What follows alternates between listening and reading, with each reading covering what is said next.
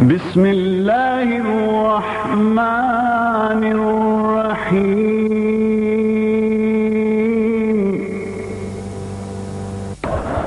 ساری جنت میں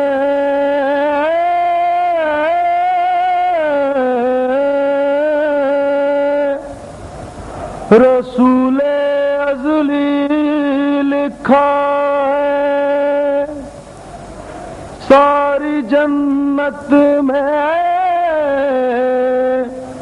رسول ازلی لکھا ہے ڈالی ڈالی پہ علی اور ولی لکھا ہے سب پتوں پہ حسن اور کلی پر زہرا سرخ و پھولوں پہ حسین بن علی لکھا ہے ساری جنت میں رسول ازلی لکھا ہے ڈالی ڈالی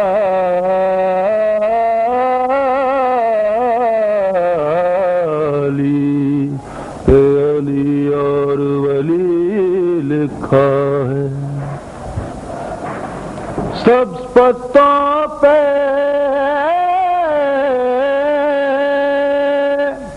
سب پتوں پہ حسن اور کلی The merciful, the compassionate. All praises to Allah, the creator of the universes and their sustainer, the provider of believers and unbelievers. And may his choicest blessings be on the seal of his prophets, the last of his messengers and his holy progeny. The program for this year, alhamdulillah, is that we commence a study of Imam Zainul Abidin salawatullahi wa salamu alayhi for half of our session, and for the remaining half of our sessions we have a study of the fifth Imam, Imam Muhammad Baqir salawatullahi wa salamu alayhi. I think I need more volume. I think I need greater volume. I say half a session because it looks like we will have 11 nights, and so the shortfalls can be accommodated, which we have not been able to do in previous years. But to discuss the fourth Imam alayhi salam on an occasion like this is extremely pertinent, because he is so intimately connected with Karbala. If there is any Imam so closely connected with the events that we are commemorating now, other than Imam Hussain alayhi salam himself, it was Imam Zainul Abidin alayhi salam, and from him we get various reports of what authentically did happen in Karbala. He, of course, had the good fortune of being with three Imams. In fact, all the Imams who preceded him. So he was associated not only with the Imama itself, but he was personally associated with those who conducted Imama. He was born in the year 37 after Hijrah, and we have seen how Imam Ali alayhi salam was then the Khalif. So he was born to see the Khilafah running, and remained with Imam Ali alayhi salam for 3 long years, picking up all that he needed to pick. But something far more important than that happened, which inshallah I hope to discuss this evening during the lifetime or the last days of Imam Ali alayhi salam. And then of course he was with Imam Hassan alayhi salam, and had all the experiences of Imam Hassan alayhi salam. Very important, because as we saw when we discussed the journey from Karbala to Damascus, that he brought all that experience of Imam Hassan alayhi salam into his life, but he narrated them in his speeches in the bazaars of Kufa. So you can see that his association with Imam Hassan alayhi salam was of vast importance. And then of course he was with Imam Hussein alayhi salam for the remainder of Imam Hussein alayhi salam's life. Indeed, he was with Imam Hussein alayhi salam for 23 years. But he had, apart from this progeny, which is a progeny of Isma, all his ancestors that we talk of were Masooms. But apart from that, even his motherhood came from the royalty. His mother was a daughter of the last Persian king, very famous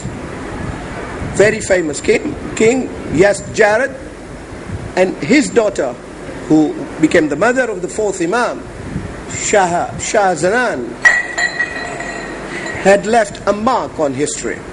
How Shah Zanan came to come to Medina to be married to Imam Hussein alayhi salam is a matter of great controversy. It is surprising that ulama, scholars of high standing, differ on that subject so vastly.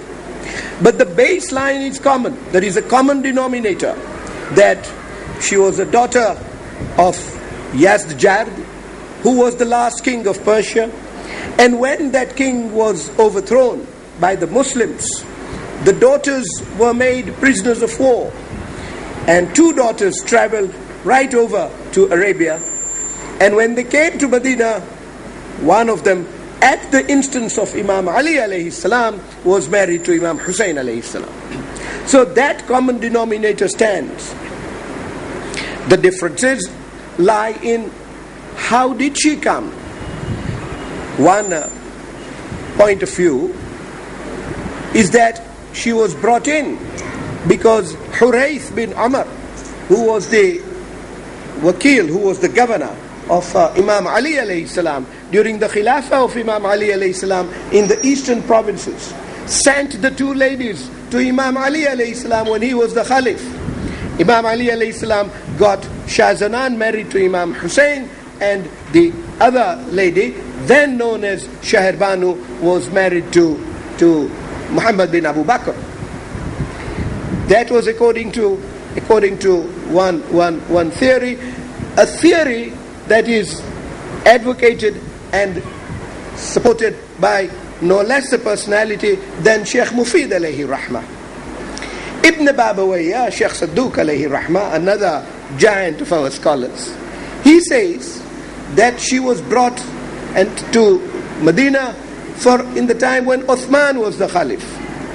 And it was in the time of Uthman that she was brought into Medina, and when she came, Imam Ali alayhi salam organized the marriage of these two daughters with his two sons, Hassanain alayhim salam.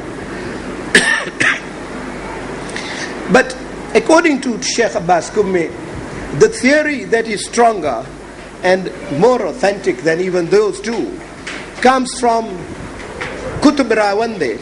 And Qutb Rawandi's version is that the two ladies came when Iran was toppled by Umar, and that is the more famous version, that it is Umar who conquered Iran. And when these ladies were brought as prisoners of war, then Umar was sitting in his court, I mean, the ladies were so good looking that even ladies came out into the streets of Medina to have a view of them. And Umar found this unacceptable. He wanted to blame the lady for something the lady had said. She had spoken in Farsi. And when Umar wanted to castigate her for it, Imam Ali alayhi salam abruptly was on his feet and said, "Ya Umar, how can you impose any punishment on her when you do not even understand the language she was speaking?" And Umar said, "Right, then I will give them in slavery." And Imam Ali alayhi salam stood up and made a remarkable statement. He then stood up and said, "Oh Umar, daughters of a king are not given in slavery even if that king was a kafir. Now, you might think that even the Geneva Convention of today does not make such a rule. Does not make such a rule. Human rights as we understand them today, human dignity as we wish to respect today, do not bring you to that pedestal at which Imam Ali alayhi salam said Islam was being governed. And Umar immediately, as he always did, immediately subscribed to that view and accepted it and said, hence I will not give them in slavery. What do I then do with them? And Imam Ali alayhi salam said, marry them to decent youths of this community. What Umar then did was, he turns to her and says, you pick the youth that you would like to get married to that is present in this mosque. And Qutb Rawandi reports that this lady, Shahzanan, immediately leaves her place, goes and puts her hand on the right shoulder of Imam Hussein alayhi salam. Imam Hussein alayhi salam looks at Imam Ali alayhi salam, and Imam Ali alayhi salam turns to the lady and speaks to her in Farsi. What surprise that Imam Ali alayhi salam should be speaking in Farsi? But one could see that Khalif who was sitting in authority and could not speak the language that a number of creatures on earth were speaking was a language in which Imam Ali alayhi salam was so fluent. He immediately turns to her and says, is that your choice? And she says, yes, that is my choice for good reason. And Imam Hussein alayhi salam looks at Imam Ali. Imam Ali says golden words. I have had occasion, alhamdulillah, to discuss with you the prophecies of Imam Ali alayhi salam. Indeed, I think we had one full session in this very hall in 1999 when we discussed prophecies of Imam Ali alayhi salam, and I was then feeling helpless that we are discussing so few of them. But we discussed his prophecies regarding Kumail. I mention only Kumail tonight because we just heard the dua he taught to Kumail. Fantastic dua in its own right. Well, to Imam Hussein alayhi salam, and this is one of the major things I wanted to say tonight, he turns round to Imam Hussein alayhi salam and speaks to Imam Hussein alayhi salam in Farsi, not in Arabic, because it was not important whether the Arabs who were present understood it or not. It was important that that lady should understand. And the important words were that, yes, Hussein, marry this lady because through her Allah will give you such a son who will become an ornament of worshippers. So that title, Zainul Abidin alayhi salam, was not concocted by Shias. It is not a title we have made up because we want to decorate our Imam or we want to uplift him. Our Imam was too great for us to be able to elevate him. Our hands don't even reach him to send him any higher than he already is. But you will soon see why Imam Ali alayhi salam used those expressions. And this lady was baffled. And nikah was recited. Imam Ali alayhi salam asks the lady, what is your name? And she says, Shahzanan. And Imam Ali alayhi salam turns around to her and says, I want to change your name. So she says, whatever name you wish to give. And Imam Ali alayhi salam says, I will call you Shair Banu. And she says, yes, I accept that name. But that's the name of my sister. Imam Ali alayhi salam says, I know that too well. But I would like that you also be called that. Well, why that? The meaning to that given in history is that Shah Zanan meant the lady of all the women. That was the title the Holy Prophet had confined to his daughter Fatima Zahra salamullahi alayha.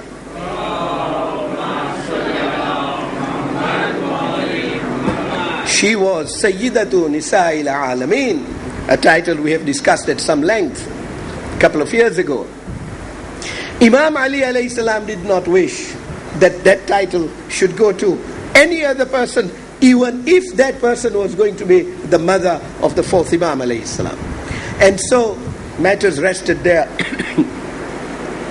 Later on, as Qutb Rawandi reports, and as Sheikh Abbas Qumi sets it out in Muntaha al-Amal, this lady was asked, and rightly too, by intelligent people who were there.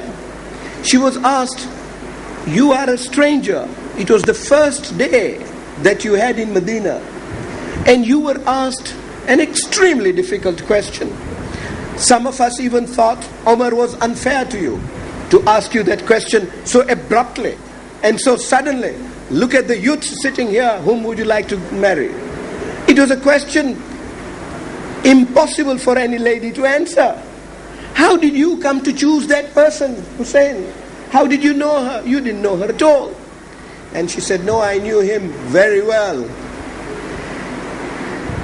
She said, just the night before, the final attack took place on Iran, I saw in my dream the door of my bedroom open, and I saw the Holy Prophet of Islam enter. I was absolutely astonished that he should enter, because I was not a Muslim. And behind him was a youthful person. And the Holy Prophet turns to me and says, Shahzanan, tomorrow the Muslims will attack Iran and your father will be toppled. You and your sister will be taken prisoners of war to my city, Medina. And go to Medina, do not resist. And follow the path to Medina.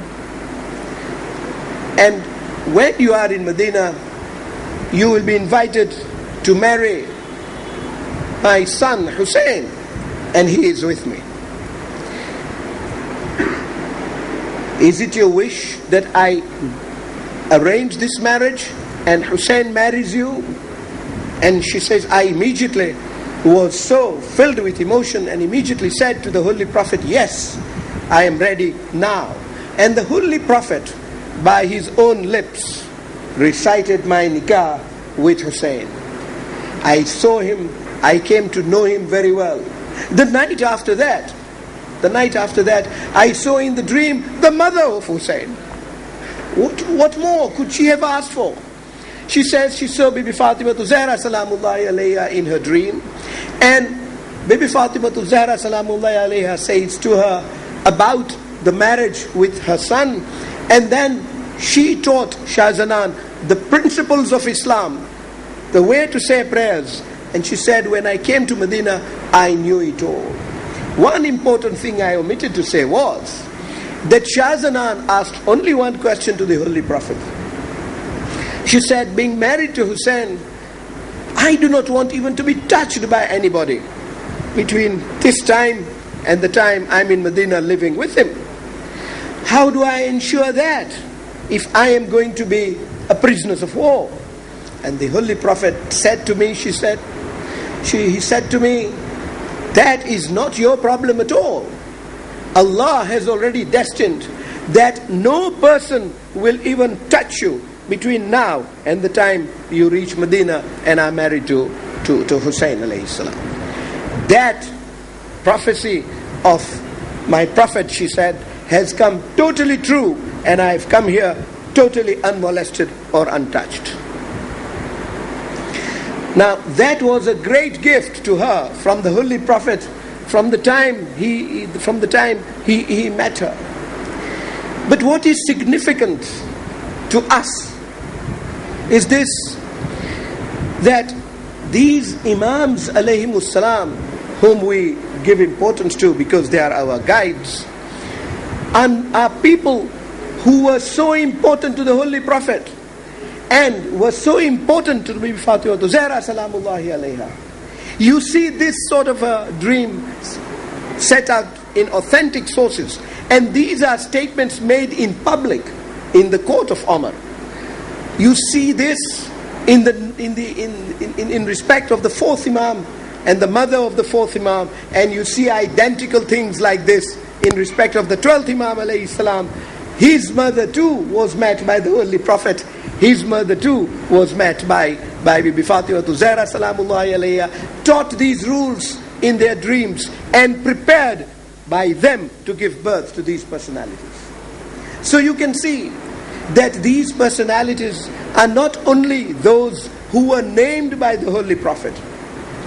These are personalities the Holy Prophet took pain to ensure that their birth is sacrosanct, that their lives become sacrosanct and are able so to lead the ummah that a large number of them will enter heaven without any account and without any questioning at any stage at all. May Allah include us amongst those who will be able to enter heaven in that way. Tonight is an auspicious night for such prayer, because not only is it the last night of the year, it is also Laylatul Jum'ah. And let us pray for tonight that Allah may accept all our amals of the whole year for the sake of Hussein salawatullahi wa salamu alayhi. Because Sheikh Abbas Qumi Mafatihul Jinan says that when one makes that prayer tonight, shaitan runs away from him and says, my Lord, that is an arrow from that moment that I cannot sustain, and leaves that moment alone. And what greater enemy we want to keep away from than the devil himself. So this marriage is celebrated in this way. And when it has been celebrated in the year 38 Hijrah, the fourth Imam alayhi salam is born.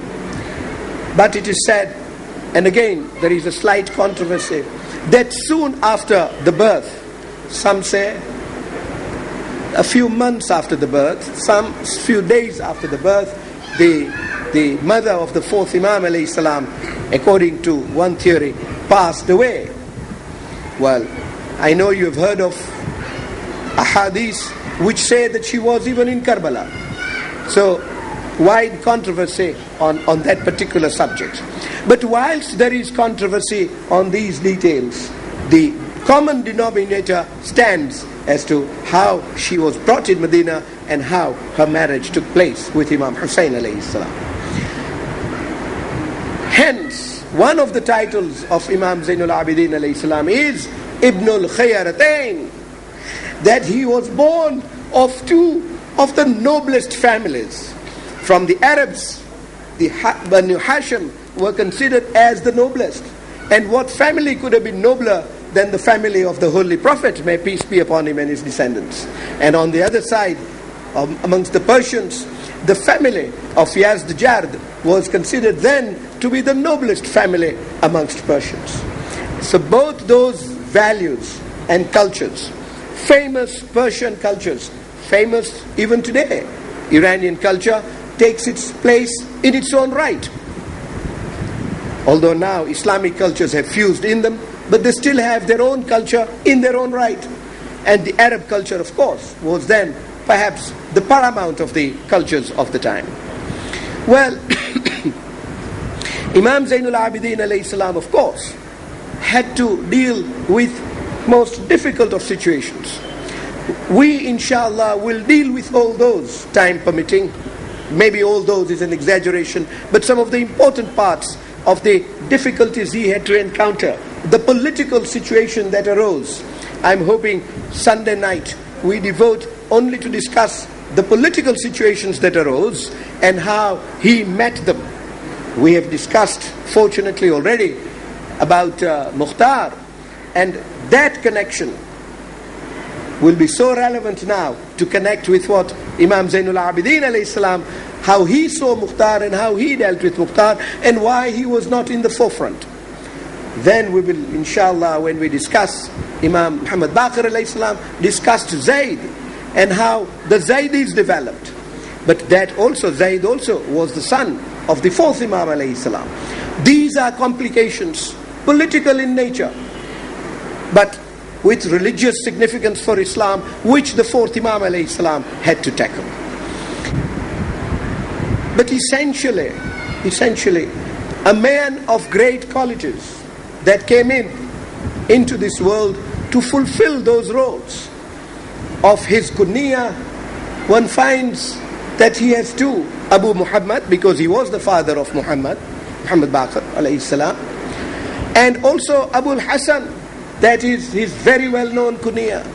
So one finds that he combines not only the name of Imam Ali, but combines it with the kunya of Imam Ali alayhi salam, Abu Hassan, those qualities of Imam Ali alayhi salam being mixed with him. And one finds his makarimul akhlaq, his ibadat, so well mingled with those of Imam Ali alayhi salam. I hope tomorrow night we shall start a study of his makarimul akhlaq, because there is no way we can talk about the fourth Imam without discussing those makarim of his which are so world famous in all branches of not only Islam but non-Islamic literature.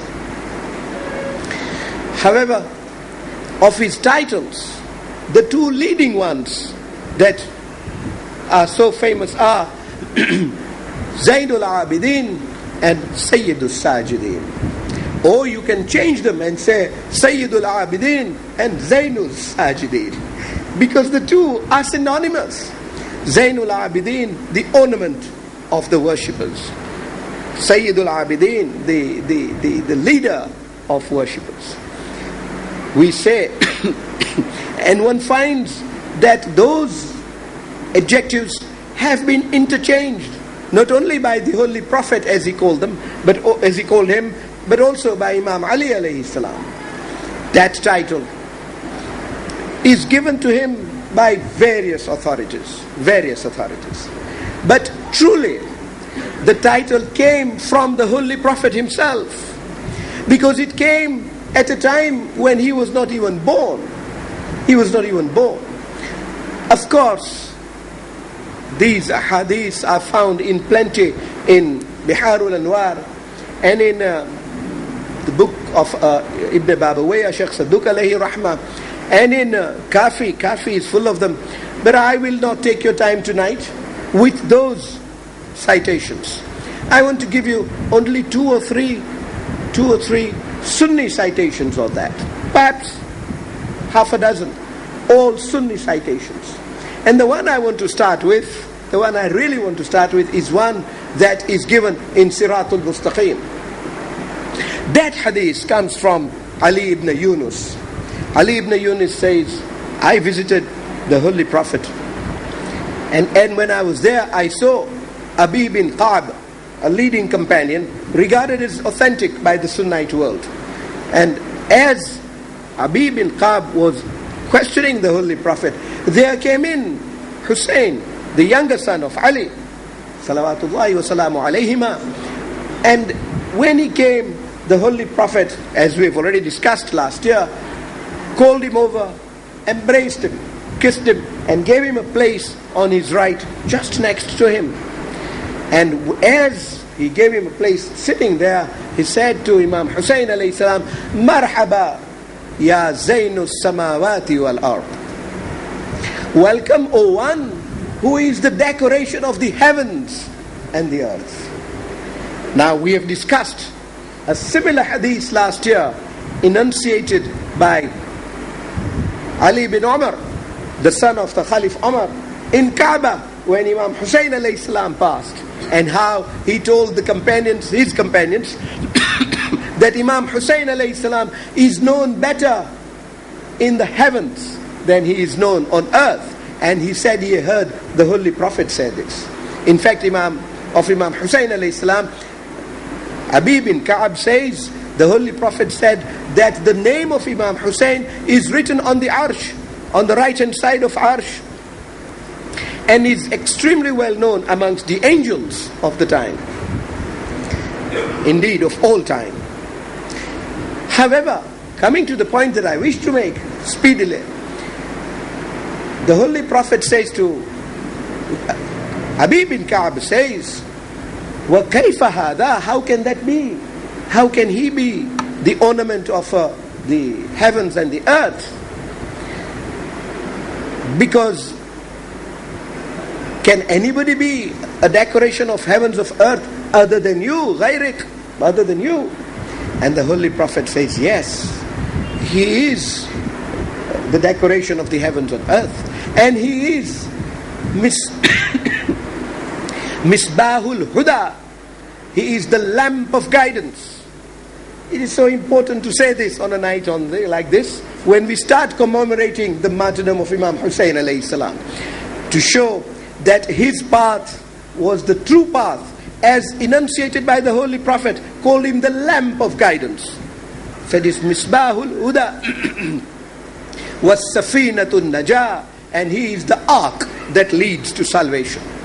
That is how the Holy Prophet described Imam Hussein alayhi salam, and then went on to say that from him there will be born a son who will be also a decoration of worshippers, and he will be such as manit taba'ahu rashida.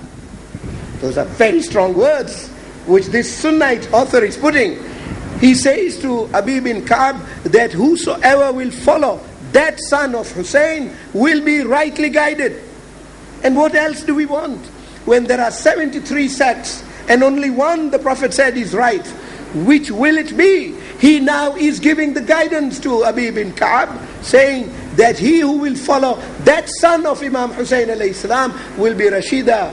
وَمَنْ ذَلَّ عَلَيْهَا هَوَايَا, and he who will keep astray from that son will be lost. So Abi bin Ka'b naturally got excited, and he says, Ya Rasulullah, tell me the name of that son.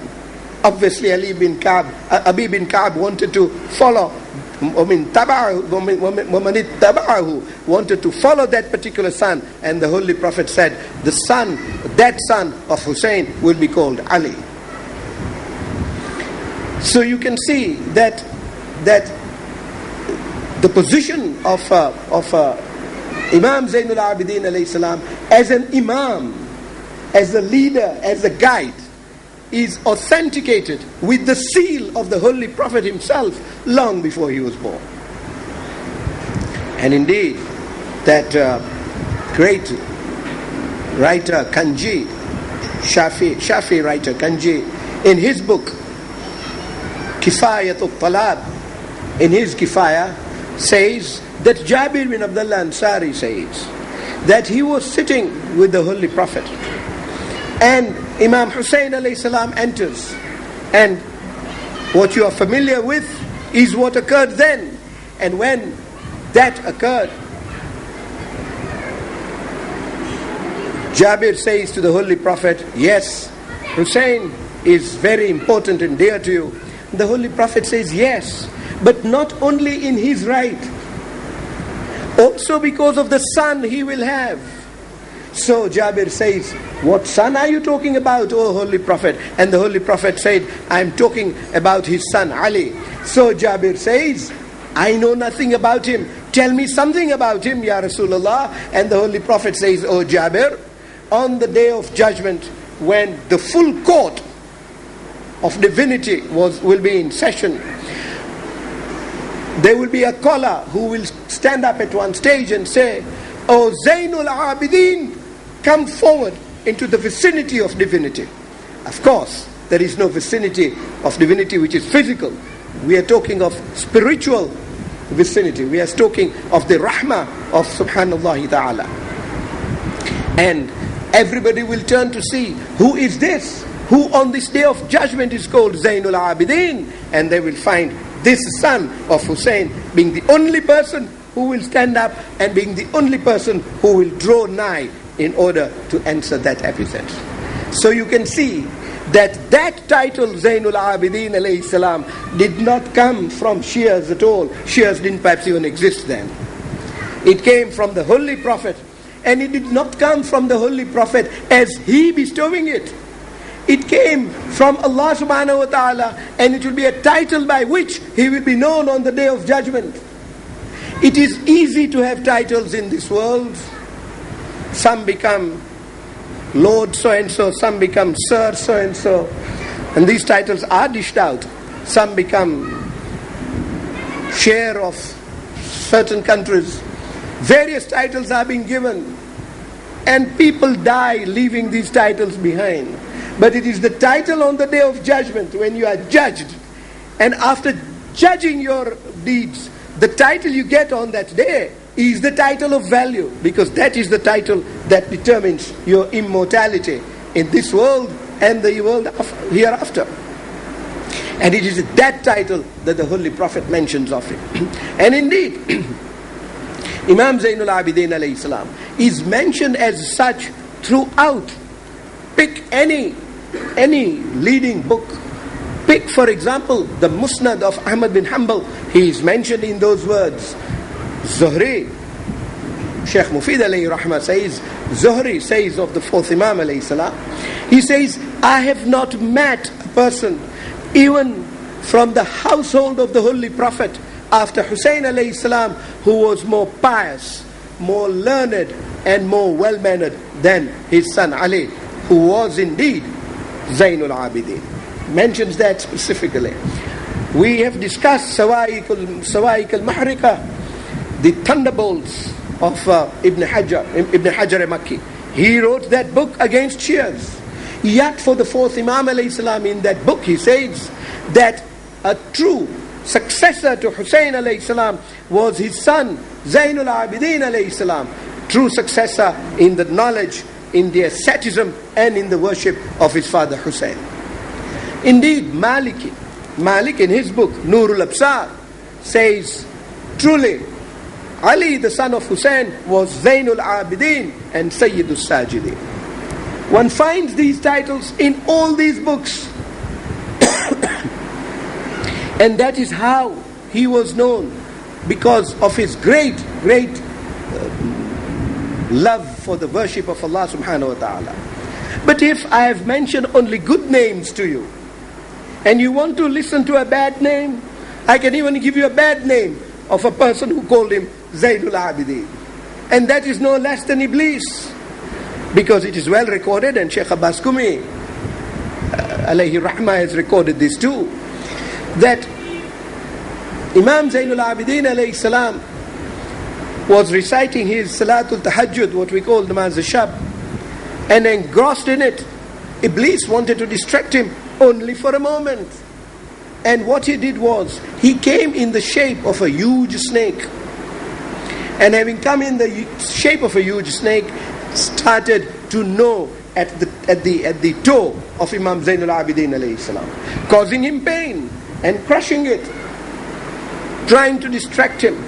Imam Zainul Abidin alayhi salam remained totally undisturbed, well immersed in his communion with divinity. And when the prayer was over, he turns to him and says, oh, so it was you, La'in, Iblis, were you? Get out from here. And having told him, get out from here, turns again to his prayers without even taking notice of his toe. And as Imam Zainul Abidin alayhi salam does that, and Iblis runs away from him, he runs away saying, Anta Zainul Abidin Haqqa. Truly, if there is an ornament of worshippers, it is you. So you can see that praise comes from all quarters. Friends have said so, enemies have said so. Indeed, repositories of the secrets of Allah subhanahu wa ta'ala have said so too.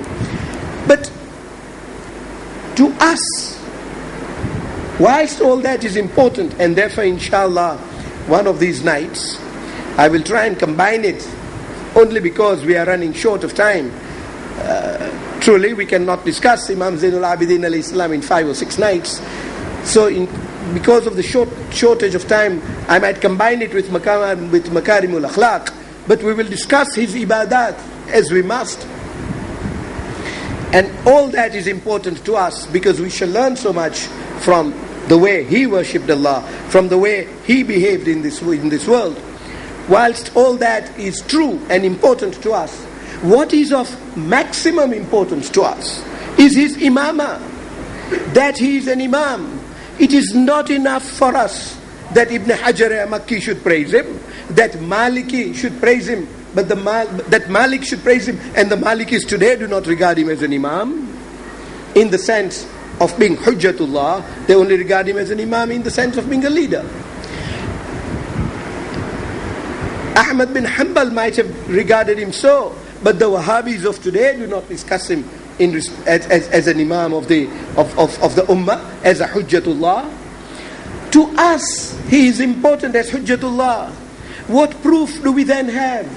And I hope I complete this session for tonight by establishing the proofs that we hold out that truly he was an Imam from Allah. He was a Hujjatullah. In other words, his word is the word of Allah subhanahu wa ta'ala. What he teaches is truly the command from Allah subhanahu wa ta'ala. Well, where do we get that from? I hope to put forward about half a dozen proofs on that particular point. And the first I want to deal with is, we Shias say, it is our philosophy, and I will not detain you on it because I've already discussed that philosophy in 1999 when I was discussing the Khilafah of Amir al-Mu'mineen alayhi salam. We say that the best of men on earth, only the best of all men living at the time can be an Imam, because an Imam is a role model. He is an exemplar. You cannot have a number two as an Imam, because if number two is an Imam, then a lesser man becomes a guide on a better man. We say this is contrary to common sense. It's illogical to think like that. And so we say, when there is an afdal, using technical words, when there is an afdal, a mafdul cannot be an Imam. In other words, pertinent to tonight, when there is Hussein, Yazid cannot be an Imam. It is contrary to common sense. Well, let's look at history. Even today, we knew this in 61 AH after Hijrah, when he became the Imam. But even today, can anyone give any name of a person comparable to Imam Zainul Abidin alayhi salam at the time he lived? So if he was the best of men, no other person could have been an Imam other than him. We say, at all times there must be an Imam on earth. The earth of Allah cannot be without Hujjah. Imam Hussein alayhi salam was martyred. That's a historical fact. I know, attempt was made to start a new theory that Karbala never took place. Well, just as Ghadir Qum never took place, Karbala never took place. The Jews immediately stood up and said Holocaust never took place, because that is a theory the Germans had started, that even Holocaust never took place. But Karbala can never be erased. It can never be erased, because that innocent blood will ever simmer and will ever flow like a fountain. It flows in Mosul, as we have already discussed, and it flows in our hearts till today. However, if after that martyrdom there had to be an Imam, we say today, give us another name of a person. The only name that comes forward is that of Muhammad Hanafiya. And the reason why that name comes forward is that the hadith of the Holy Prophet was that after me, only he will be my successor who comes from the progeny of my cousin Ali, salawatullahi wa salamu alayhi.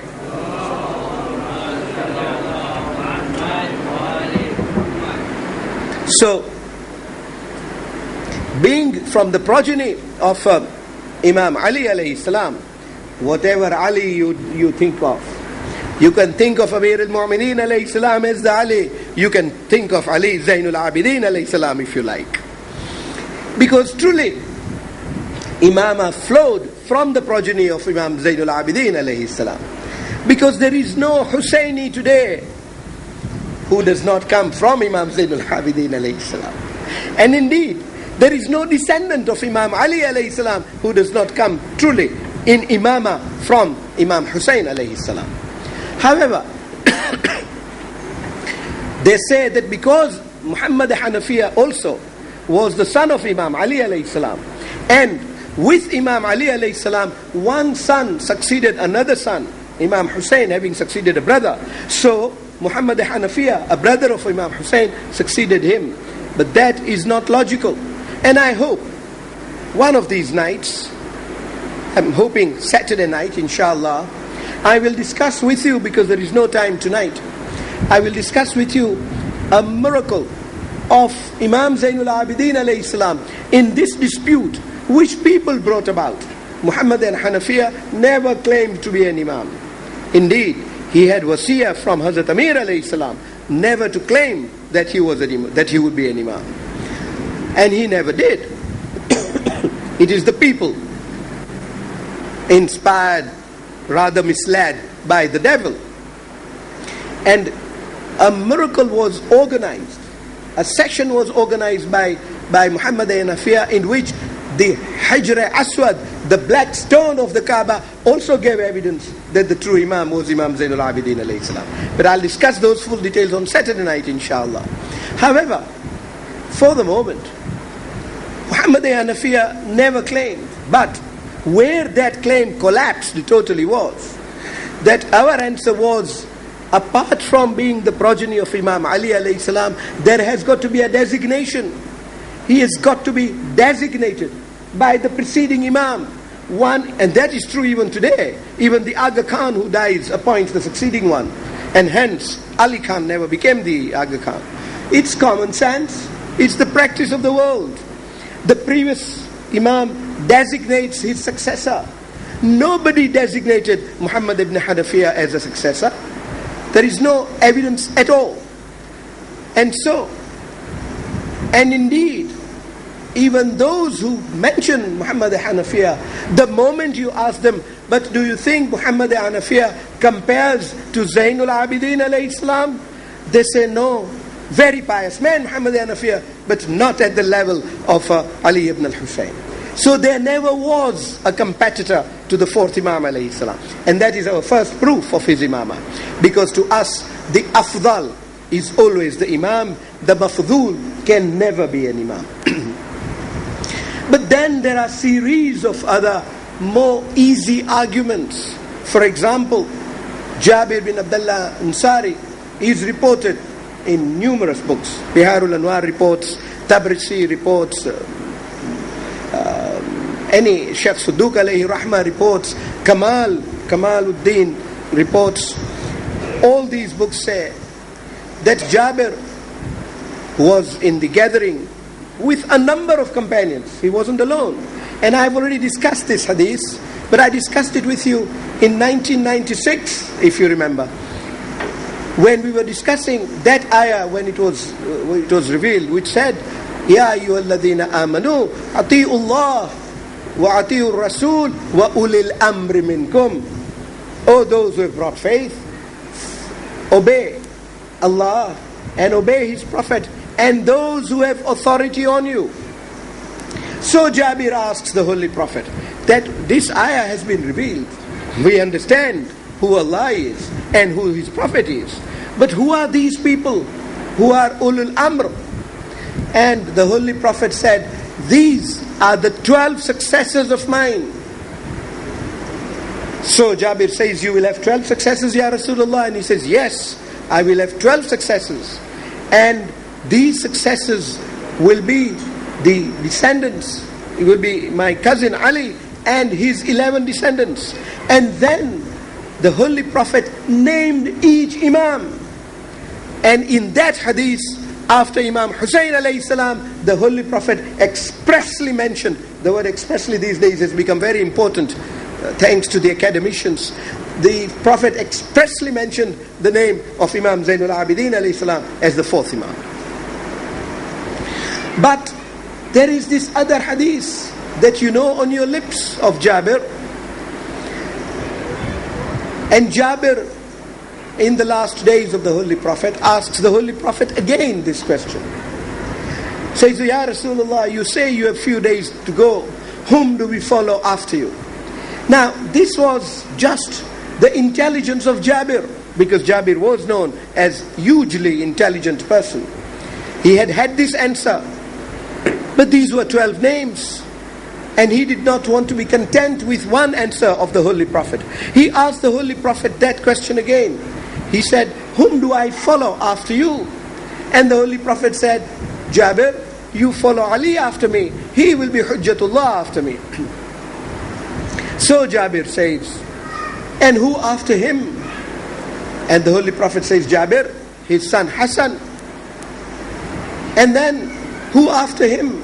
Says his son Hussein. I will repeat this hadith, and therefore I do not want to keep you on this when I come to Muhammad Baqir alayhi salam. And then Jabir says, I thank you for this information. And the Holy Prophet says, no Jabir, don't you want to know further? Jabir says, Ya Rasulullah, I'm 100 years old. I'm now blind. I have no hope of living beyond Hussein. May Allah give him long life. And the Holy Prophet says, Jabir, you will. You will live even after Hussein. In fact, as we know, Jabir was the first Zair of Imam Hussein alayhi salam in Karbala. He lived after Imam Hussein alayhi salam. And he says, after Hussein, follow his son Ali ibn al-Hussein salawatullahi wa salamu alayhi. So,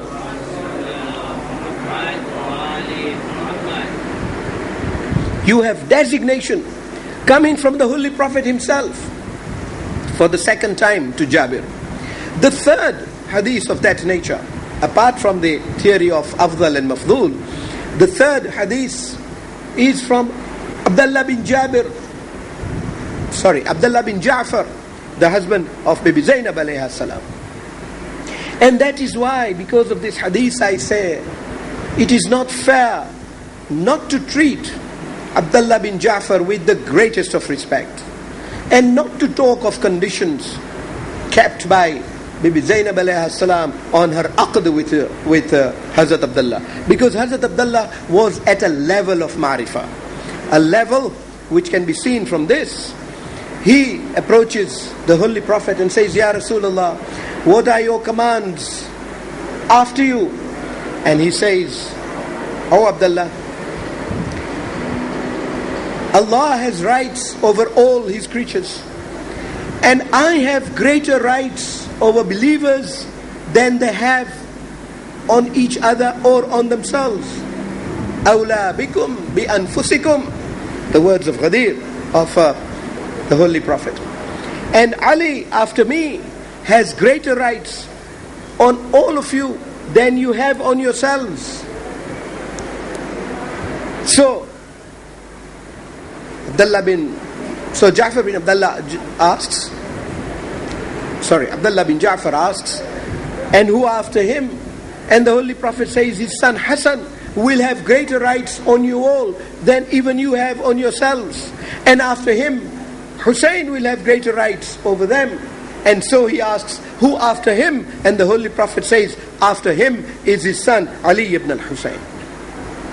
And let there be no mistake, because people say Imam Hussein alayhi salam named his sons Ali. Yes, but all those sons were martyred. The only son that survived was Imam Zainul Abidin alayhi salam. So when they talk of Ali after Imam Hussein alayhi salam, there is only one Ali that you can think of, and that is Imam Zainul Abidin alayhi salam. So you can see all these proofs coming one after the other, but the proofs do not remain only with the Holy Prophet. I said earlier on that the birth of Imam Zainul Abidin alayhi salam in the lifetime of Imam Ali is to us of greatest importance for this reason. When Imam Ali alayhi salam was martyred, and this is now the 20th eve of the holy month of Ramadan, when only the family was with Imam Ali alayhi salam, Imam Ali alayhi salam passed the weapons of Imamah and the books of Imamah to Imam Hassan alayhi salam and said, oh my son Hassan, I am doing this because that is my wasiyah, that is the wasiyah of the Holy Prophet to me. Rasulullah made wasiyah to me that on this night I should pass these to you, because you will be my successor, the Hujjatullah on earth after me. And oh Hassan, I also have wasiyah to tell you that after you pass these to Hussein alayhi salam, because my son Hussein will be your successor, he will be the Imam after you. And then calls Imam Hussein alayhi salam and says, "Oh Hussein, after Hassan, you will be the Hujjatullah as taught to me by the Holy Prophet, and this is his wasiyah to me." And then calls the fourth Imam alayhi salam. You can imagine, he was only 2 years old then. But we know that age is immaterial. Saghiruna, kabiruna, sawa. The Holy Prophet said ages ago, our young and old are at the same level. And we have already discussed a number of ahadith on this, on Imam Hassan alayhi salam, on Imam Hussein alayhi salam, on how the Arab comes to ask difficult questions to Imam Ali alayhi salam. Questions I have already discussed with you in the year 2000. And Imam Ali says, "These are my two sons, ask any of them. It doesn't matter whom you ask, you will get the answer." The Arab says, "But Ya Ali, these are little boys." And Imam Ali repeats exactly that hadith, saying, "It will not matter. You want the answer, I will sit here whilst they answer you. Tell me whether you would be satisfied with the answer or not." So Imam Zainul Abidin alayhi salam, being 2 years old, is not of significance then, but he was only 2 years old when Imam Ali alayhi salam asks him to come near. And when he comes near to his grandfather Imam Hussein, he's near the bedside of Imam Ali, and Imam Ali alayhi salam says to him, "Oh my son Hussein, after you appoint him, this your son Ali, to be your successor and the fourth of Hujjatullah fi ardih."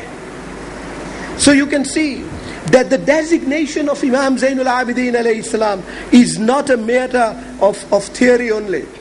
It is a designation that has come from most pionent sources all along. And indeed, you know as much as I do that when that night came on the 28th of Rajab, and Imam Hussein alayhi salam was preparing himself to leave Medina because he didn't want to make bay'ah, he contacts Salama. And this hadith comes from Imam Zainul Abidin alayhi salam. It comes from Muhammad Baqir alayhi salam. It comes from Imam Rada alayhi salam. All of them have told us this. He approaches Salma and says, "Oh grandmother, tomorrow before dawn, I will be leaving Medina." And Salma starts weeping. But don't, in Masayib, miss the point I wish to make. Because Imam Hussein alayhi salam at that time takes the books and the weapons and the signs of Imama from his custody and puts them into the custody of Salama, and says to Salama, "Oh my grandmother, I will be taking my son Ali together with me to Karbala. He will come back after a year. When he comes back, pass this amana of mine to him. I am making you a trustworthy repository of all this amana, because they came to us from the Holy Prophet. And because they came from the Holy Prophet, you are a trustworthy widow of the Holy Prophet. You value and treasure these things that come from the Holy Prophet. You keep them and give them to my son when he comes back from Karbala." And having heard this, when he comes back from Karbala, Salama started weeping and crying and said, "Oh Hussein, you will not go to Karbala." Embraced Hussein and said, "Hussein, you will not go to Karbala. Don't go to Karbala." And Hussein says, "Oh grandmother, why are you stopping me?" She said, "I've heard from the Holy Prophet that if you go and when you go to Karbala, they will slaughter you." That is the word the Prophet used. They will slaughter you, but slaughter you hungry and thirsty. She then runs and brings that bottle the Prophet gave her and says, "Oh Hussein, your Holy Prophet has given me this bottle. This bottle contains the earth of Karbala, Ya Hussein. And the Holy Prophet told me that when this earth becomes blood, I should know that your blood has been shed and your blood will be in this bottle. Hussein, I will not let you go." And Hussein says, "Yes, but I have no choice." Salama says, Hussein, don't you remember how much the Holy Prophet loved you? How much he loved you, how he carried you, how he brought you up. Are you going to do this to him? And Hussein says, doing what to him? And Salama says, yeah, Hussein, your grandfather has some peace in heaven now. If you will be killed, all that peace of the Holy Prophet will be gone. He will be in mourning once again. Don't put your grandfather into mourning. And Imam Hussein alayhi salam says, oh grandmother, Sha'Allah, an yarani qatila. It is already in the decree of Allah that I should be killed in Karbala. Hence I have to go. But immediately having heard these words respecting the Holy Prophet, the Imam alayhi salam moves to the grave of the Holy Prophet and says, Ya Rasulullah, what place on earth is more dear to me than your grave? I have always been a neighbor to your graveside. Ya Rasulullah, the Ummah is now separating me from your grave. It is said that Imam Hussein alayhi salam said salam to the Holy Prophet, bade farewell to the grave, left and came back and bade farewell again to the grave, left and came back again. Hussein could not leave the graveside of his grandfather. He could not help not seeing the grave of his holy prophet. لا لعنة الله على القوم الظالمين وسيعلم الذين ظلموا أي منقلب ينقلبون إنا لله وإنا إليه راجعون. رحم الله من يقرأ الفاتحة.